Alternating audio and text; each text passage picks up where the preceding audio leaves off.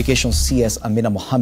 is this afternoon expected to visit some schools in Kisumu in the wake of student unrest that has led to the closure of more than 13 schools. The latest schools to be affected are Oriwo Boys, Kandiege Mixed Secondary School in Homa Bay and Witur Boys Secondary School in Nyando. Laura Otieno now joins us for the latest updates ahead of that visit by the CS. A very good afternoon to you, Laura. How is the situation at Kisumu Girls? We do understand the CS will be going there this afternoon.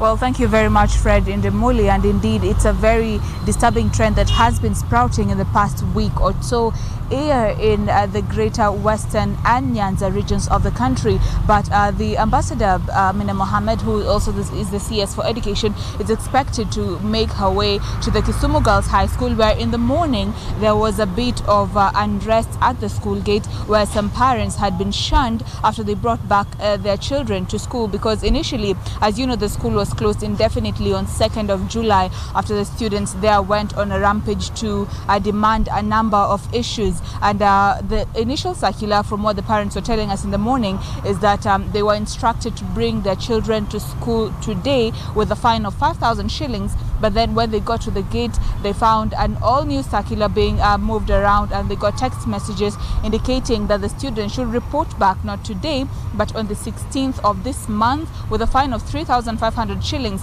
So some of the issues that they were complaining about include what they said that the figure was quite exorbitant, because the ones that we managed to speak to included representatives that sit in the parents associations fraternity of that particular school, and they were saying that they could not understand how that figure was moved from 5,000 to 3,500 for Form 1 and Form 3 students, because they're saying that there have been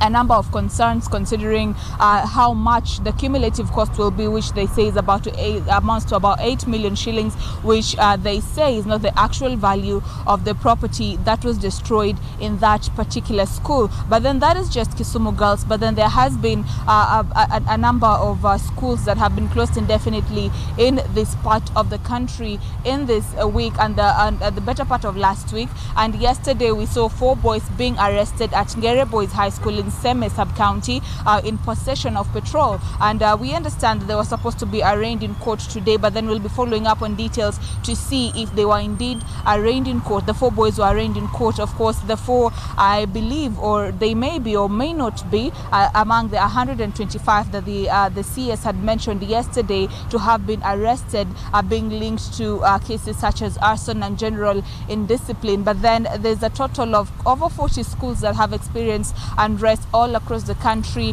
since the beginning of the year. Of course, if you can remember, Fred, initially there was the Chalby incident, and then there was another school altogether, Ortum Boys High School, where the CS yesterday had indicated that a preliminary report had said that there have been a number of issues, including examination cheating and things like that. So of course we'll be waiting to see what will turn out at the Kisumu Girls High School today, considering maybe if she can shed some more light on what exactly was the cause of unrest in that particular school and the general trend of schools going on rampages, not only in Nyanza but across the western region and across the country, Fred.